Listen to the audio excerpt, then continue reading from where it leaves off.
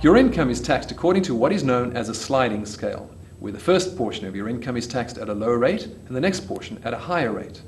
As your income increases, it breaks into progressively higher rates until it reaches the highest one. From then on, any additional income is taxed at that highest rate.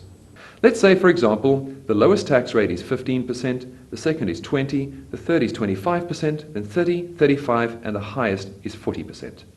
Let's imagine that the tax brackets increase in increments of 100 Rand per year. The first 100 Rands worth of income would be taxed at 15%. In other words, Bob would pay 15 Rands worth of tax on the first 100 Rands worth of income in that year. If Bob earned a second 100 Rand in the same year, it would be taxed at 20%, and he would pay 20 Rands worth of tax on it.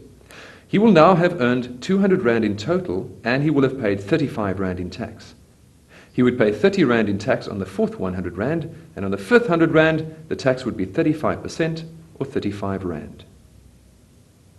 By now, he will have earned 500 Rand in total, and he would have paid 125 Rand in tax. The last 100 Rand would have been taxed at 35%, but the first 100 Rand would still have been taxed at 15%.